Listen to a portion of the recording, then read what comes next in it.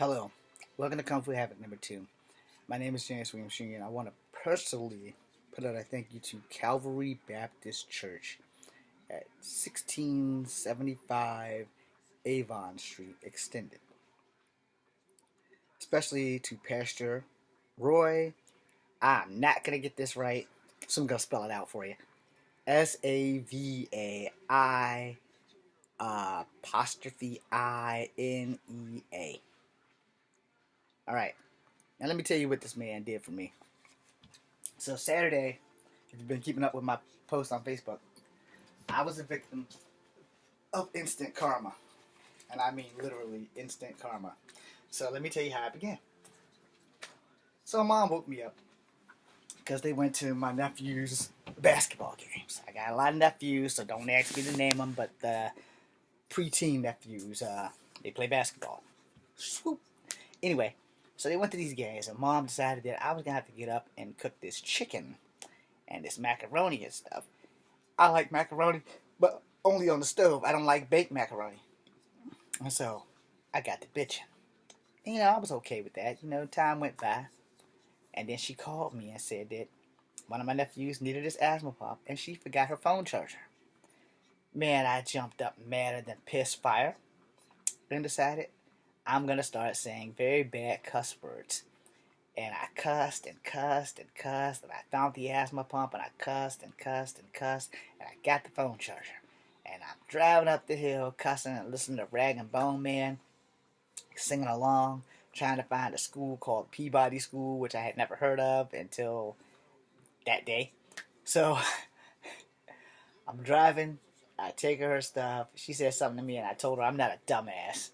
Clearly, I'm not a smart ass either, just a smart mouth. Anyway, so I leave Peabody School. Everything seems fine. Ride on up the hill. Get up on Avon. Click, click. Can't get back out of gear or can't get in gear. I try to shift gears. The car's not moving, but it died close enough that I had enough momentum to pull into the church. I couldn't get all the way into church, so I had to go ask for help. In come Pastor Roi. So he helped me push the car in, and then I had the car towed. So this is a personal thank you to the pastor whose name I can't pronounce. I'll be sure to spell it on the title. But anyway, just so that you guys know, I have been secretly thinking about going to this church. Now, for like the last 3 or 5 years, I have been looking into that church. Even before, actually longer than that, even before I got into the military, I have been looking into that church. But not to sound like a racist, the church has everything in English except for like their billboard. Their billboard is like completely in Asian language, not like Chinese, because Chinese calligraphy is totally different. So I knew it wasn't Chinese. It looks more like it's either Korean or Indonesian. So yeah, I've studied some of that stuff. I couldn't read it if I wanted to, but I've studied the design because I do kung fu. So it helps to know that hieroglyphics and stuff look differently country-wise. So Japanese and Chinese are slightly similar, where Indonesian and Korean and Malaysian kind of look the same to me. They don't all look exactly the same, but like Korean circles and dashes, where calligraphy is like broad strokes. So I can show you better than I can tell you. Anyway, so I've always thought it was just like a Korean church, and I only thought that maybe only Koreans were welcome. I'm sorry, Koreans. I'm really totally sorry about that. But I honestly, I've never seen it in English, except for the words Calvary Baptist Church. So I assumed, which is what you should never do, I assumed it was for Koreans only. So I never went to that church, just because I thought I wouldn't be welcome because of the color of my skin and because I'm not Korean. Well, apparently, I am completely a dummy, because there were black people there were white people there, and there were Asian people there. It was like the one place where like my hopes and dreams were like right there. And we talked for a little bit, and I told him my situation and how I have lost my faith. I still believe in God. It's just that I lost my faith. And this man, he talked to me for a little bit. He even actually invited me back to church. And I'm really considering it, but I don't really know, because I just don't really feel worthy of church right now. I don't know if it's me because of the thing I'm going through with God, or maybe this is why I need to come back to church.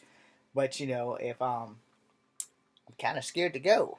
I'm so scared that I'm gonna burst into flames when I go there. I also don't have anything to wear, but I mean, I got that shirt right there.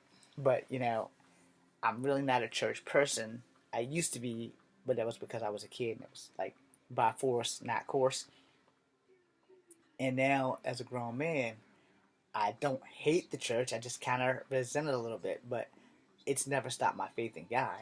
I still strongly believe in God. It's just that me and God are on a God, can I please? And God's constantly saying, not right now, which is like the same thing with my whole acting career. It's like, no, son, no, not right now. And I need it now, God, because I can't keep living this life, and I'm at the breaking point. Actually, I'm so far past the breaking point, it's not funny. But anyway, I want to personally thank Pastor Ray for helping me push my little white Honda off. Now, I found out today that the axle actually did break, so the guy at the record service for Charlottesville Record, thank you. You were an awesome ace because you called it, and you called it correctly. I don't remember your name, but thank you very much. I'm sorry for wrecking your Sunday. And, it's awesome to actually be helped on a Sunday, like twice or three times on one Sunday. And I'd like to thank my sister Brenda for picking me up the first time. I thank my bro Paul for taking me there and picking me up the third time. So I got all my weekend thank yous out. So as you guys can tell, my weekend has been rough. Alright? So I'm James Williams Jr. This is Kung Fu Havoc number 2. Be seeing you.